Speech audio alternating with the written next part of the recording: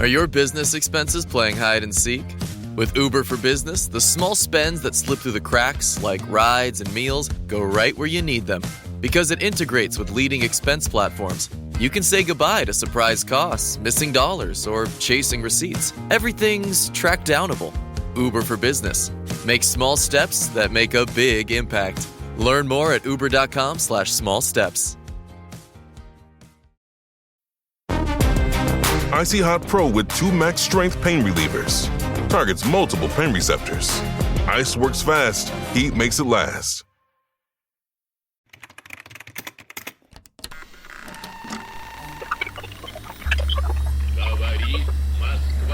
If you can hear me, take an encryption button off the trial. Hello, True Spies listeners. Welcome back. Here on The Debrief, we catch up with some of our favourite guests from the True Spies archive for a deeper look at the themes, events, and insights that fascinate them. Behind some of the most consequential, dangerous, and outlandish missions in the CIA's history was a man called Frank Wisner. But while Wisner helped to orchestrate these high-risk, clandestine operations, his mental health was unravelling. Our guest today is Douglas Waller, an esteemed journalist and the author of 7 books, the most recent of which is The Determined Spy, The Turbulent Life and Times of CIA Pioneer Frank Wisner.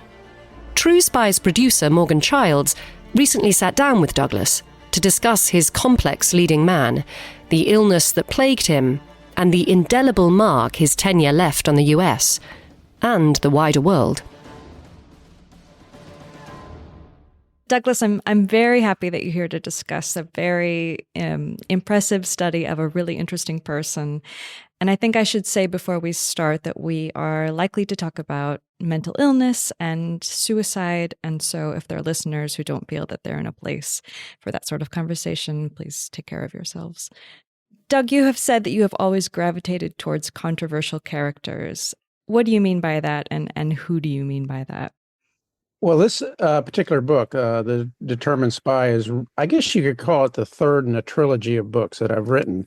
The first one was a biography of General William Wild Bill Donovan, who was Franklin Roosevelt's spy chief, head of his Office of Strategic Services during World War II.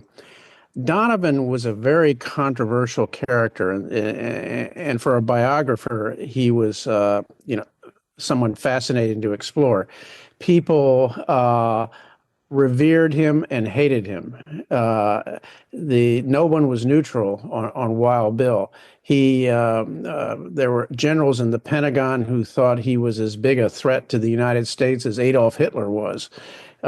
His own men and women followed him loyally. He had, charismatic leadership. So for a biographer, he was a fun project to tackle. The next book in this trilogy was an ensemble biography of 4 men who would later lead the CIA, but who during World War II were disciples of Wild Bill Donovan, who worked for him.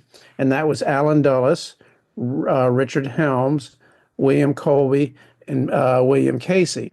Again, very, very controversial men. Very few people were neutral on him.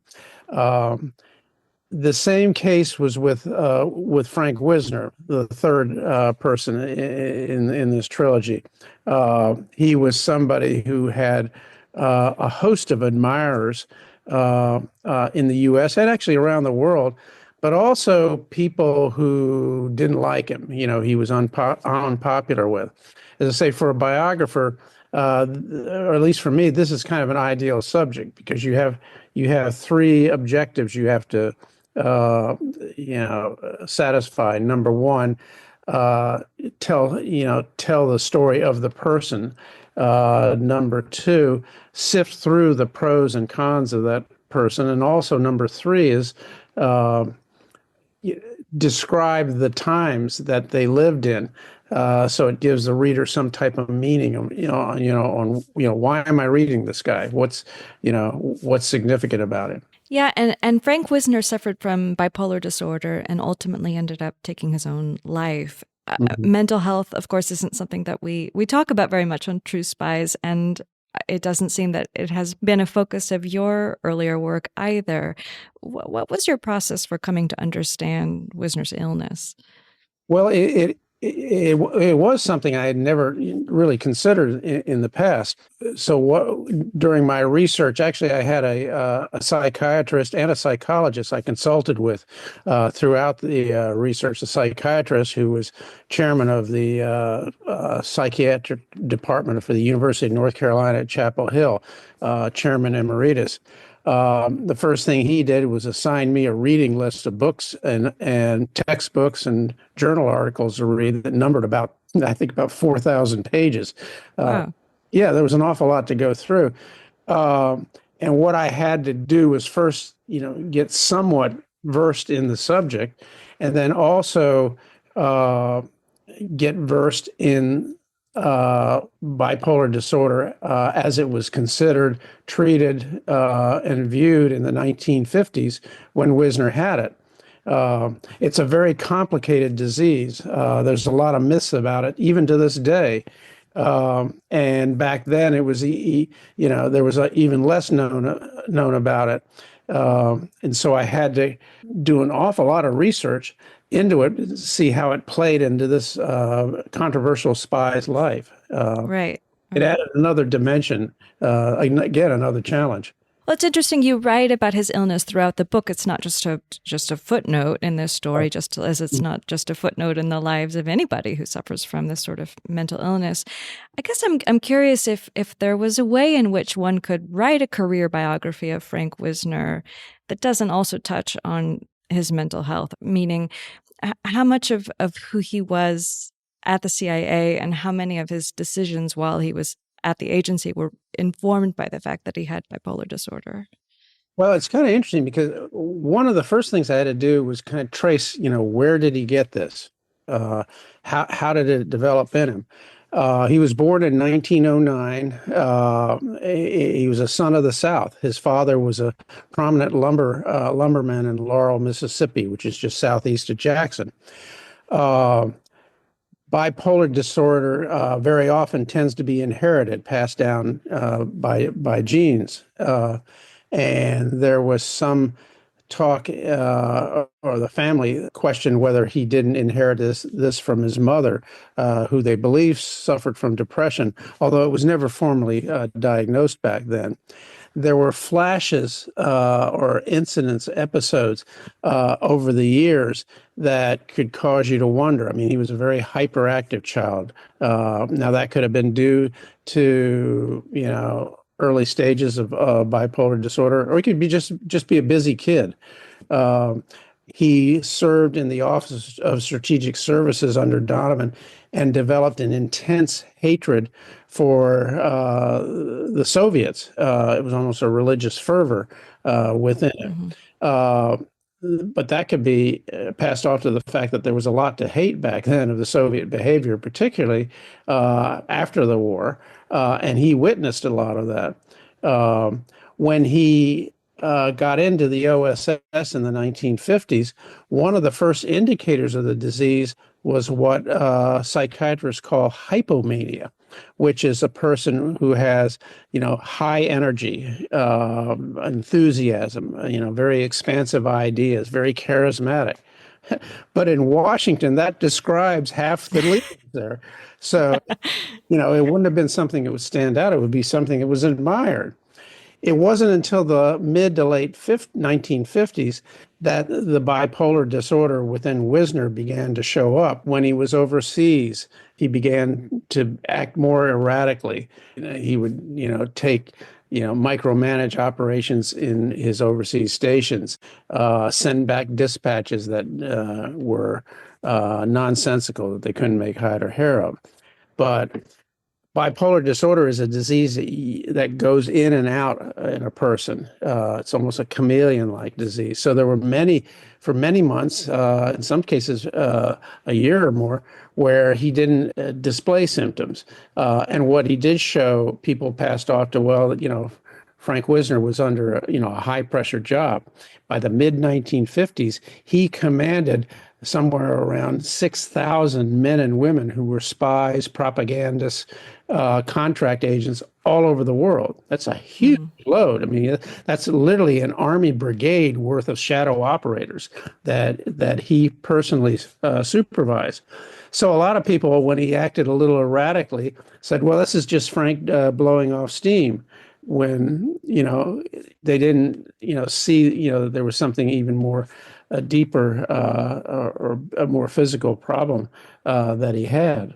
And even, outside the agency, friends and colleagues would, a person with bipolar disorder, back then it was thought, well, if you just kind of get your act straight, you'll be okay. Take some rest, suck it up, and you'll be fine. Now, this was a message that was conveyed to Wisner, not only by friends and colleagues, but also by the medical personnel at that time, who thought it was a disease that you could, get straight on if you just straighten out your life. Well, it's not. It can't. It'd be like telling a lung cancer patient, "Don't cough." It was something that he was afflicted with. And at what point did the agency become attuned to and begin to tend to its employees' mental health? It's interesting. Back then, the agency had a fairly enlightened attitude toward officers who suffered from mental disease or alcoholism. The agency considered that really a battle casualty, and so they had psychiatrists that the agency hired to treat officers who were had mental problems. And if the in-house psychiatrists couldn't do it, they had psychiatric institutes around the country who were vetted. And by vetted, it means that the agency could be sure that if they sent a spy there, what the spy told the psychiatrist stayed in the room and it didn't get out. And so the agency, not only wanted to treat them, it wanted to get them back to work, back into their job. In Wisner's case, when he suffered a mental breakdown, he was in too large and too high pressure a job to really go back to work to that. But they found him a job as the station chief in London, head of the CIA station in London, as a place where he could it was less pressure and he could still contribute to the agency. This episode is brought to you by Nespresso and Samra Origins by the Weekend Coffee Collection. Introducing Samra Origins. My collaboration with Nespresso is a connection to my roots, to my mother, Samra. Coffee that hits the right notes. It transports you. Crafted with unique notes and bold, soaring flavors. Experience a taste that moves you. Nespresso and Samra Origins. Discover more at Nespresso.com. Wish you could become a morning person? You know the type, up before the sun, early morning runs, first one to the office with donuts and a smile. How do they do it? Easy. With the new Galaxy Watch 8, sleep tracking and personalized insights from Samsung Health help you improve so you can wake up to a whole new you. One who, dare I say it, skips the snooze? It's possible. Train your sleep with Galaxy Watch 8. Learn more at Samsung.com. Requires compatible Samsung Galaxy phone, Samsung Health app, and Samsung account. Let's go back a little bit and talk about his career in covert operations. I was really struck by the scene in your book when Frank Wisner is watching Soviet officers round up ethnic Germans in Romania to send them off to labor camps. Talk about that moment and sort of the ripple effect that it had on Wisner's really entire career. Oh, yeah. You kind of have to go back to how he got into the OSS. He was working as a lawyer in New York, a very prominent Wall Street firm that he worked for. Soon became bored silly with legal work, and could see that he thought World War II was on the horizon, and he wanted to be in on that action. So 5 months before the Japanese bombed Pearl Harbor, Wisner joined the Navy as a lieutenant junior grade, and worked actually ended up in work that was just as boring as before in an intelligence unit, obscure intelligence unit in New York City. In fact, he joked to his kids that back then he commanded a cutter, except the cutter was a pair of scissors that was clipping newspaper clippings for the Navy. Then he heard about Donovan's Office of Strategic Services, this kind of shadowy organization that Franklin Roosevelt had set up. And eventually in 1943, he got into the OSS, only had very quickie spy training, only about 2 weeks. And they sent him then to Egypt to handle reports coming in and reform the reporting and processing system there for the station, for the intelligence that it was getting in. From Egypt, he went to Turkey, a job he really didn't want. Donovan had put an old Republican pal from Illinois, a savings and loan executive, in there as chief of station. His name was Lanning Packy McFarland, who turned out to be a disaster there and horrible with security. In fact, the first time Wisner met Packy McFarland was in an Istanbul nightclub. He was sitting there waiting for him, and all of a sudden a spotlight comes on a stage, the curtain parts, and out comes a row of high-kicking Turkish chorus girls with Packy in the middle, dressed in drag, kicking as high as he could and singing, "Boo Boo Baby, I'm a Spy." I'm not making this up. This really happened. He cleaned up the Istanbul operation and was starting to get a reputation within the OSS as a fixer, someone who could go in and overhaul things. From there, he went, and this is to your question, to Romania, where the Romanians who had been allied with the Germans could see that the Germans were losing, and the Romanians decided they needed to switch sides. So King Michael of Romania ordered his army not to attack the Germans instead of the Russians who were moving in. The Russians then moved into Romania, took over the capital of Bucharest, and Wisner was there, headed up a small intelligence team, the only intelligence team in there, that had a lot of different duties. One was to collect Nazi war material that were still in the capital of Bucharest. They literally scooped up 1 ton of documents there. They were retrieving downed pilots who had been shot down over Romania. And what became more important for Wisner, they began spying on the Red Army that was coming into Romania and taking it over. Soon, the Red Army generals sniffed out what Wisner was up to, and they pressured him to get out. Before he left, he could see how brutally efficient the Red Army was in taking over Romania. They literally stripped farms and factories of their goods and shipped them back to Russia. Tens of thousands of ethnic Germans in Romania were gathered up, placed into rail cars, and shipped to Soviet mines to work in slave labor camps. Wisner was there witnessing this. He tried to rescue a few people that he could, but it had a profound effect on him. He became very, very angry about the Soviets, saw them as the next threat to the U.S. as the Germans had been. In fact, he was kind of ahead of his time at that point. And he came back to the United States, with a deep-seated, hatred for what he saw as this evil empire.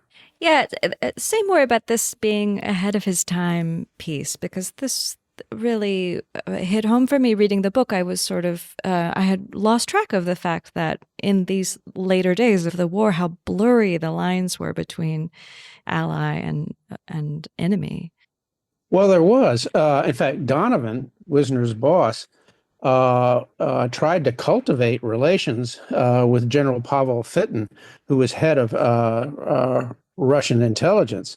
And he exchanged information with him and thought he could work with him, but he still was going to spy on him. I mean, that's the way intelligence agencies work. Even with their allies, they spy on each other. So, for example, when the Americans, the British, and the French moved into occupied to Germany to occupy it, along with the Soviets, one of Donovan's missions that he gave Wisner and Alan Dulles, who headed up the intelligence there, was, of course, to collect intelligence on the Soviet Union, which was a U.S. ally. He also told them to quietly collect intelligence on the British and the French in their zones. I mean, Donovan figured that the British and the French were spying on him, which in fact they were, and he was going to return the favor. So in the intelligence business, everybody kind of keeps an eye on everybody else. Sometimes I remember when I was writing, particularly the Donovan biography, there were so many instances of Donovan spying on the British and the British spying on Donovan. I asked myself at one point, when did they have time to spy on the Nazis? They seemed to be snooping on each other. Well, and this is reminding me that Kim Philby makes an appearance in this story, and I think our listeners may or may not be, or your readers may or may not be surprised to see him show up in these pages. How did his story intersect with Wisner's? Yeah, Philby was a high-flying, fast-moving intelligence officer for British intelligence, MI6. He eventually became head of the British intelligence arm in their embassy in Washington, their top person. He was highly decorated by his British bosses. The only problem was he was also highly decorated by the KGB because he was a turncoat. He worked for them. There were a lot of operations that Wisner launched in the 1950s that seemed to go awry, didn't work out and everything. And he and other people started to wonder whether there was something more than just bad luck and poor planning on their part. Now, keep in mind, there was bad luck and poor planning on their part. But there was also Kim Philby, who was tipping off the Russians to what the Americans and the British were doing. So, for example, in a country like Albania, a very impoverished country, but it had a highly efficient communist intelligence and counterintelligence program. And every operation where the U.S. and the British sent in Albanian agents into Albania either got scooped up, chased out of the country, or were killed. Only a few were left. A lot of that was due to the fact that they were rushing these operations in. They moved them in too quickly. And the Albanian secret services were very highly efficient, so they knew who was coming in ahead of time. Also, though, you had Kim Philby in Washington tipping off the KGB to what Wisner was doing. In Albania's case, the KGB, it's a question of how much information they actually passed on to the Albanians, since the Albanians were doing perfectly well on their own, scooping up these agents that the Americans and the British sent in. Well, so speaking of bad planning, you introduce your readers to the term blowback, which in spy parlance is essentially an operation gone wrong or an operation's unexpectedly bad results. And Wisner faced a lot of blowback.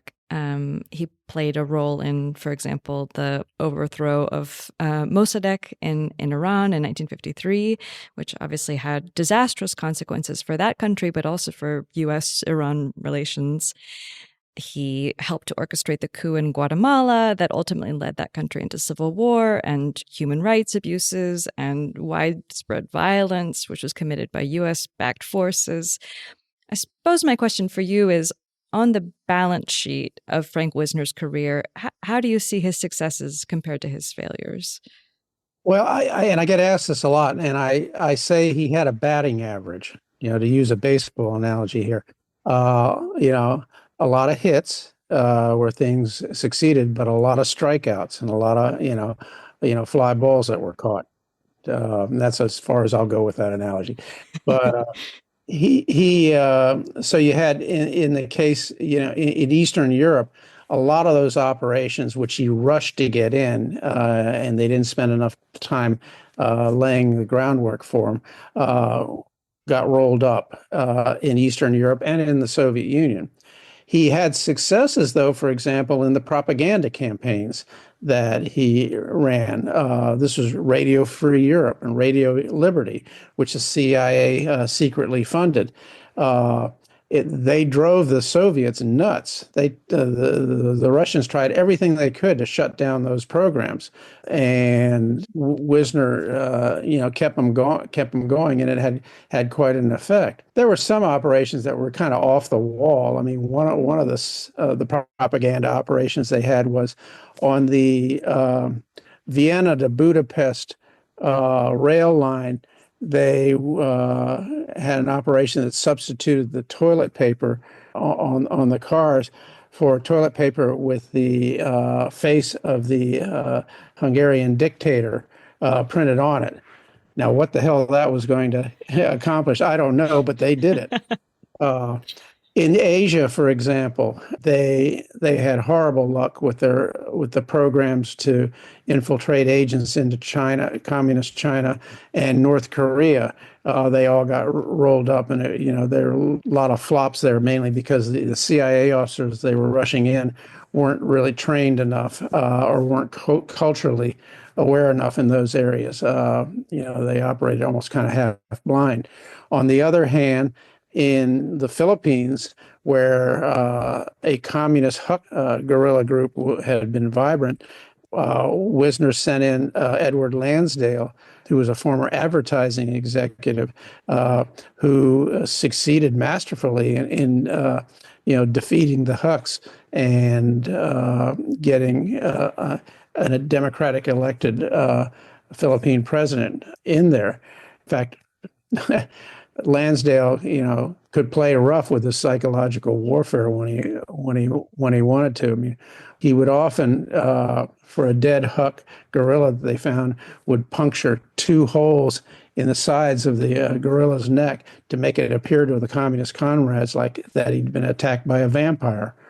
Now, what effect it had, I don't know, but Lansdale succeeded spectacularly well there. He failed spectacularly well when he was moved to Vietnam, and tried to launch that same type of operation there. It's Huluween on Disney Plus. Watch frightful family favorites like Hocus Pocus and Tim Burton's The Nightmare Before Christmas on Disney Plus. I am the Pumpkin King. Then take the terror to 10 with a thrilling new remake of The Hand That Rocks the Cradle, Scream, and more with Huluween on Disney Plus. All these and more streaming this Halloween season with Hulu on Disney Plus. Bundle subscription required. 18 plus. Select Hulu content via Disney Plus. Additional content on Hulu app. Terms apply. Visit disneyplus.com/Hulu for details. As a contractor, I don't pay for materials I don't use. So why would I pay for stuff I don't need in my mobile plan? That's why the new MyBiz plan from Verizon Business is so perfect. Now I can choose exactly what I want, and I only pay for what I need. Right now, with MyBiz plan, get our best price, as low as $25 a line. Visit Verizon.com/business to get started today. New lines only. Price per month with 5+ lines. Includes auto pay and paper-free billing and promotional discount. Taxes, fees, economic adjustment charge. Applicable add-ons, prices, and terms apply. Guarantee applies to base monthly rate and stated discounts only. Add-on prices additional. Offers end September 30th, 2025. What did your research into bipolar disorder reveal about the role of professional stress and also moral strain on the manifestation of the disease? It's interesting. And back then, we're talking the 1950s, it was believed there were kind of a lot of armchair psychiatrists within the CIA, colleagues of Wisner's, who believed that he was a victim of the Cold War, that he saw the Americans falling behind Russia there, and it ate away with him and basically drove him crazy. That really wasn't the case. Wisner was a victim of a disease. The disease had trigger points, events happening that triggered, symptoms in him. But the disease is what did him in, not the Cold War. But they, that was the belief back then, that he was a battle casualty when he really wasn't. He was a patient. And it kind of shaped how his colleagues viewed him. He was sent to a very well-run psychiatric institute near Baltimore, the Shepard Pratt Institute, which is still there, very highly thought of, highly rated. In fact, he was at the point then this is the end of 1950s, where he was mentally collapsing. And at Shepherd Pratt, they administered to him what the only thing they could administer to patients back then, which was shock therapy, electroconvulsive therapy, which everybody assumed was a ghastly procedure, very painful and everything, which couldn't have been further from the truth when I started looking into it. In fact, Wisner thought it did him a lot of good. Basically, they put him to sleep and administer the shock therapy, so he never felt a thing, and it helped. But the problem with electroconvulsive therapy is that it doesn't last forever. You have to have either maintenance treatments or you have to have other drugs come in. And when Wisner suffered from this disease, there were no drugs on the market like there are today that could be administered to him. Lithium was probably one of the best drugs, but it came 5 or 6 years later after Wisner died. Right, and there's also the intersection of MK Ultra with this story.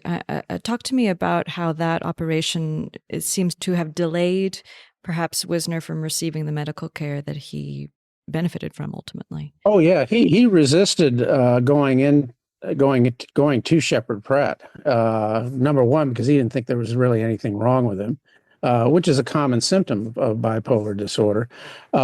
Also, he knew that the psychiatrists on staff at the CIA did more than just try to help and administer to officers who had mental problems or alcoholism.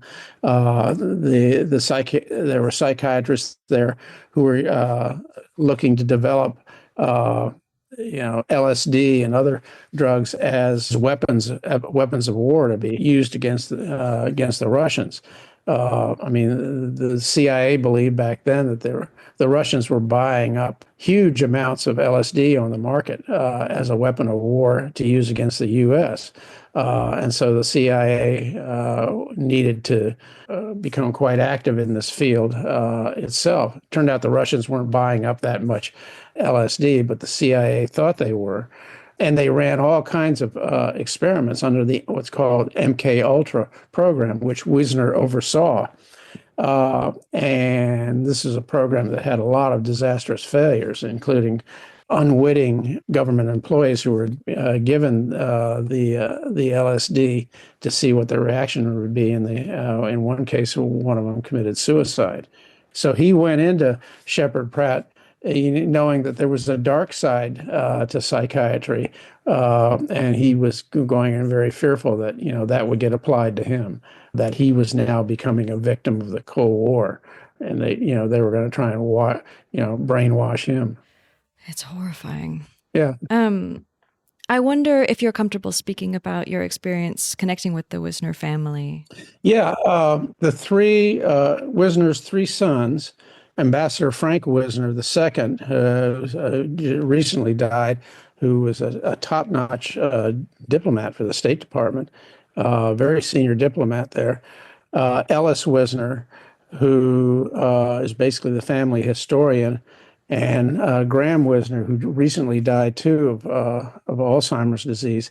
All three of them were very, very helpful in doing the biography. And I spent probably somewhere around 50 hours interviewing the three brothers. And we had to go over some very painful subjects, as you can imagine. And they willingly, answered all my questions, even the tough ones, and gave me a picture of, what he was like, in his private and in his family life, which, you could combine with the CIA documents have been declassified, to get a sense of, as the subhead for the book says, his turbulent life and his turbulent times that he lived in. Did they feel that their father had received the attention or the praise that he deserved? Yeah, or the opprobrium, I suppose. Also. And we talked about all those subjects.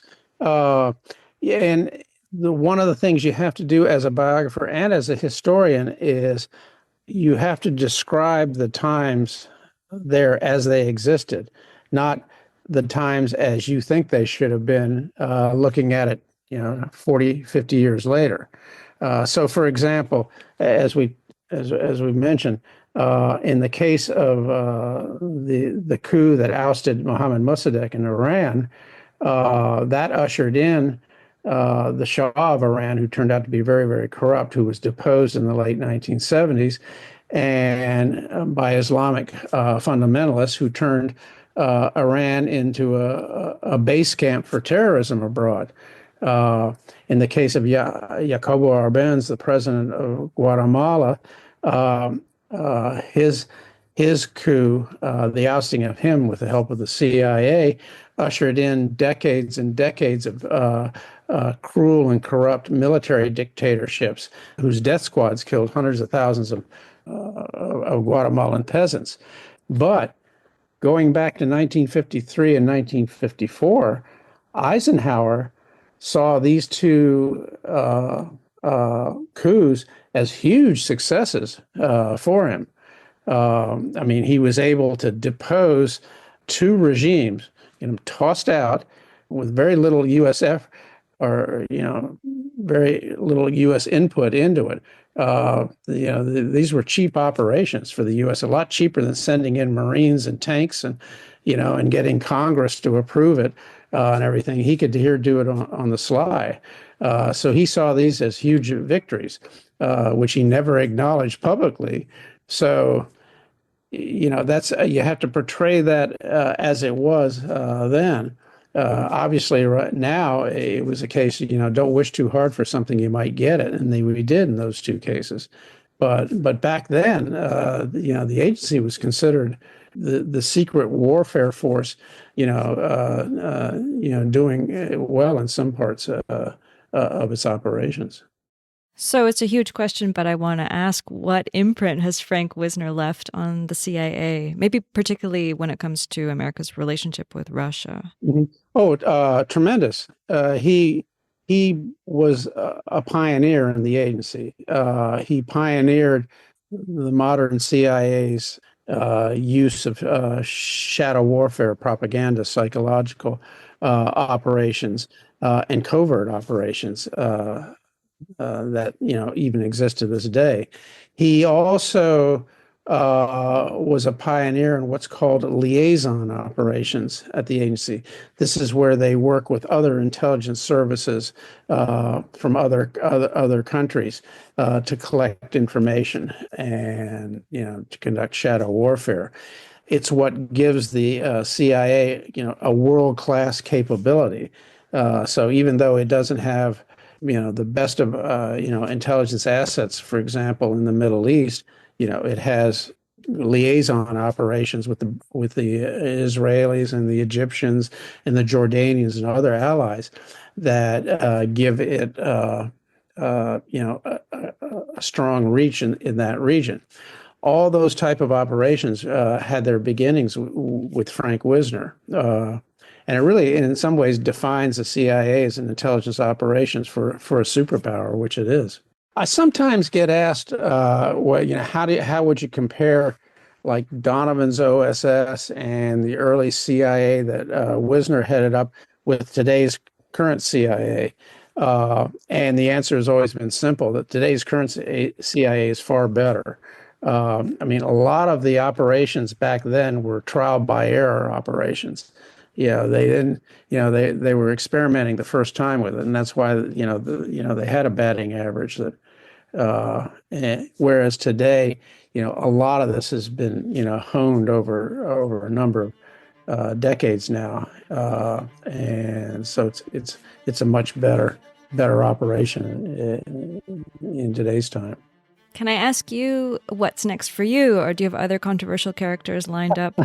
Nothing so far. A lot of authors, I guess the good ones, can have a next book in the works while they're finishing up the last one. I've never been able to walk and chew gum, so I'm not really sure what's in store for me next. Well, I'll be curious to see, and it's such a pleasure to talk to you about Frank Wisner. Thank you so much. Oh, it's good talking to you. Thank you so much for tuning in for this episode of The Debrief. We hope you enjoyed this conversation between True Spies producer Morgan Childs and Douglas Waller. More debriefs are available exclusively to SPYSCAPE Plus subscribers. You'll also be able to access other premium series, like The Razumov Files, our ambitious retelling of Joseph Conrad's Under Western Eyes. And for true crime fans, there's The Great James Bond Car Robbery, the story of the hunt for James Bond's most notorious set of wheels. Subscribers also get new episodes of True Spies early and ad-free. Subscribe to SPYSCAPE Plus at plus.spyscape.com. Disclaimer. The views expressed in this podcast are those of the subject. These stories are told from their perspective, and their authenticity should be assessed on a case-by-case basis. If you're enjoying this podcast, please click now to give it a 5-star rating or leave a review. Ratings and reviews help people discover the podcast and help us bring you more great stories. And if you have some time, why not forward the podcast to a friend? So that's when we say, okay, are we still all clear? Ready to go? Everything's good. Let's go into the neighborhood and get a last look. We left the office. We were informed the area was secure, was good. Everything was quiet. And we moved into the neighborhood. We parked in the street just to give a last little moment to collect our thoughts. And of course, at that moment was when someone decided to go and walk their dog. It was a relatively nice night. And one of the neighbors from down the street was walking his dog and having a smoke and interfering with a national security investigation and costing the government of Canada thousands of dollars. Terribly inconsiderate. True Spies, the classics, from SPYSCAPE Studios. Search for True Spies wherever you get your podcasts.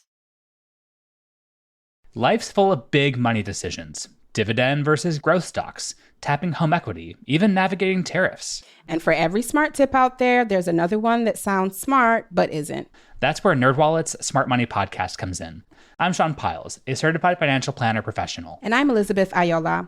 On NerdWallet's Smart Money Podcast, our finance journalists do the homework so you can make confident wealth-building moves. Whether you're building your portfolio or protecting it, we've got the facts and a little fun along the way. Follow NerdWallet's Smart Money Podcast on your favorite podcast app. Hey folks, get ready for a new season of Blowback coming Monday, September 22nd. This time around, we're covering the Cold War showdown in Africa. When apartheid South Africa invades the newly independent nation of Angola, revolutionary Cuba sends its own army to defend its African ally, while the United States backs a warlord whose only goal is power. Subscribe now at blowback.show and get the entire season when it drops, ad-free.